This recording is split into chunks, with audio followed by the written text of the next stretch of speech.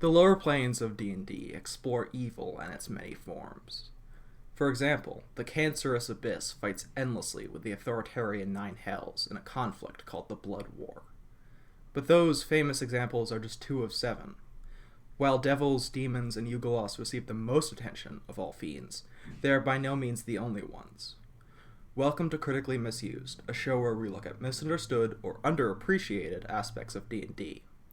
On this episode, we'll be discussing unique fiends and how they relate to their home planes. Before we discuss the underworld's outliers, let's review the major groups. Demons are chaotic souls shaped and commanded by otherworldly horrors. They are uncountably numerous, and their sheer presence damages reality around them. The well-organized front of the devils is all that stands in their way. These lawful soldiers of Asmodeus prevent their enemies from reaching the material plane and the planes above. Though their methods are brutal and inhumane, even the forces of good acknowledge that their sacrifice is necessary. Yugoloths profit immensely off the perpetual war, lending their skills to the side that pays the most.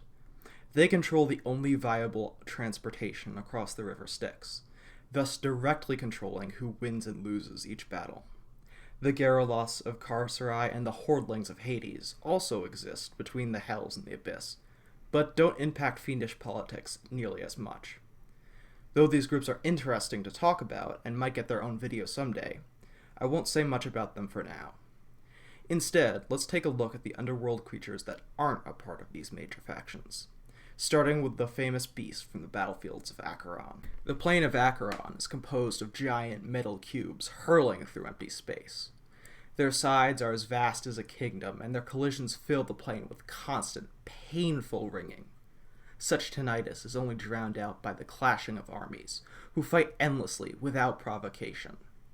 This is the afterlife of the bloodthirsty and the violent, including the followers of Grumsh and Maglupiet.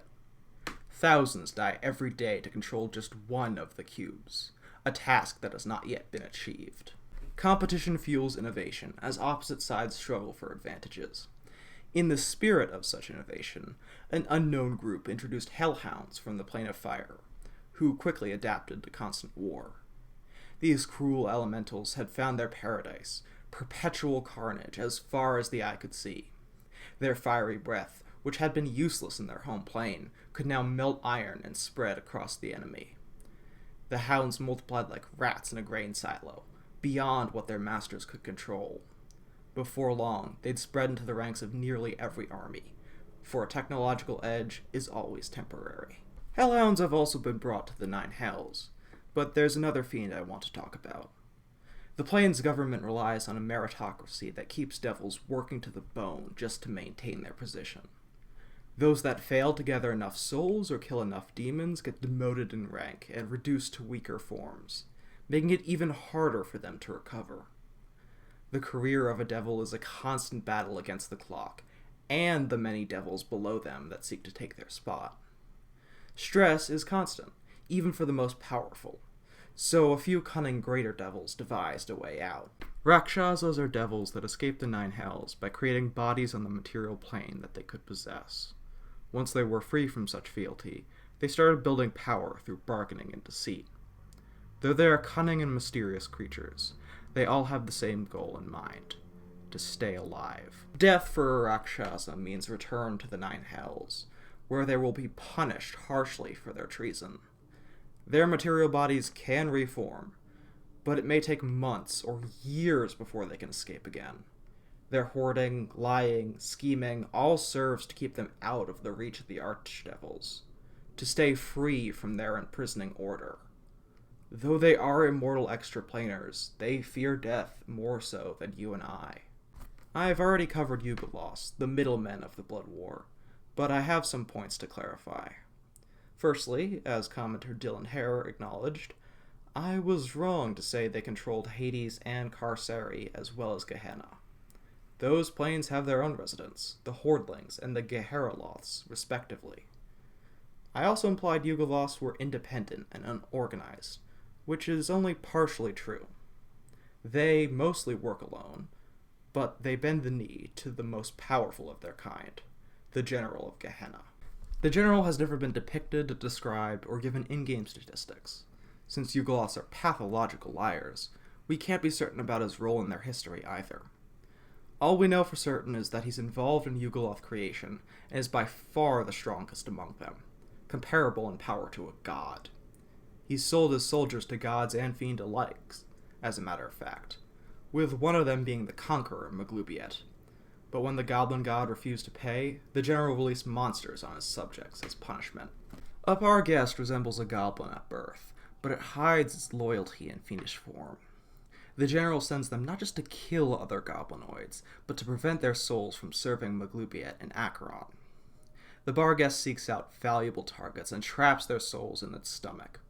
Once its job has been deemed complete, it may return to its brethren in Gehenna. The creature steals Maglubiet's best soldiers from him, forever punishing him for his betrayal. The yugoloths don't even need the souls, they just want their bad client to pay. Evil souls descend to one of the lower planes when they die. The one they end up in is based off of their alignment and religion in life. Acheron, the 9 hells, and the Abyss always need more soldiers, but new yugoloths and garruleths can't be made from former mortals, so neutral evil souls are left to rot in Hades, where they become powerless larvae. Given time, a larva will transform into a hordeling and join the swarms that infest the neutral planes. But most end up in prison before they can mature. They are captured by night hags, fey-like merchants who sell them to lawful or chaotic bidders. The hags prowl the dreary wastes of Hades looking for the freshly deceased, whose new forms are too weak to run away. Archdevils and demon princes need troops, liches need sustenance, and both will pay the night hags handsomely for their fines. On rare occasions, hags will even steal the souls of the living. They might run to adventurers along the way, who remain unaware of the hag's business in the underworld. Carceri is less discussed than any other lower plane, but there is a canon reason why. The farther you travel across the plane's infinite worlds, the harder it will be to return. As you venture deeper, the monsters grow larger, and reality gives way to the nonsense of the far realm. No mortal has found the plane's end, and very few wish to try. Besides garruleths, aka demodans, Carceri natives haven't made it to 5e. With that in mind, let's discuss an underrated aberration from 3rd edition, the Odopi. This ball of limbs and claws would be terrifying to encounter on the material plane, let alone in its own environment. Carceri has no fortresses or caves to hide in, no food or water to replenish your supplies. Once you enter, you'll be unprotected and beyond the reach of your allies. Without a miracle escape, you're trapped in this horrid world until some crime against nature catches you off guard. Carceri is a bottomless pit, from which not even gods can escape. The creators of the demons, otherworldly horrors called oberiths, are so incompatible with our world that their presence alone corrupts it. If a demon spends enough time in the material plane, it damages the area around it and opens a portal to the abyss. Adventurers can close the gate if they act fast enough, but the more demons that pass through, the harder the gap will be to destroy. Eventually, the demons will overrun the area, corrupting it so much it falls and becomes a layer of the abyss. The arrival of an alkilith speeds up the corruption immensely. This demon can create portals faster and more reliably by opening a doorway or window directly into the abyss. Its mossy appearance and aura of confusion keeps it hidden until its job is done. After 3 weeks, the portal opens, letting in countless more demons, including other alkiliths. If this monster remains undetected for long enough, the corruption will be irreversible. Though the alkilith is a demon, which I wanted to avoid, it highlights such an important aspect of the game that I had to keep it in. Pandemonium is the most chaos-driven of the lower planes. It is a solid mass of rock through which stretch narrow tunnels of perpetual, howling wind.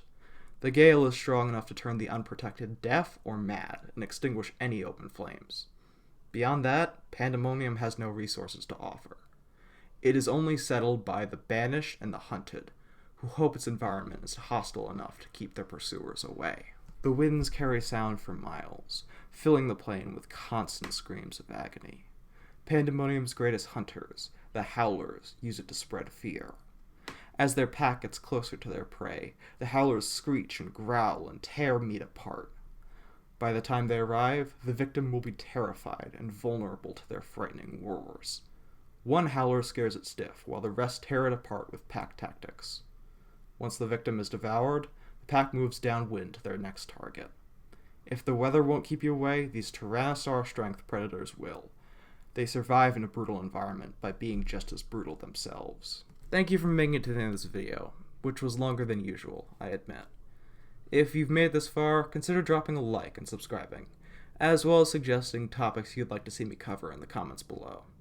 If you're looking to expand your collection of fiendish creatures, check out Minsc and Boo's Journal of Villainy in the description. It has statistics for Achieri, Garrulets, as well as individuals like Pazuzu and Mephistopheles. The supplement was created by Wizards of the Coast with monsters that didn't make it into Tome of Foes, so it's as official as the monster manual.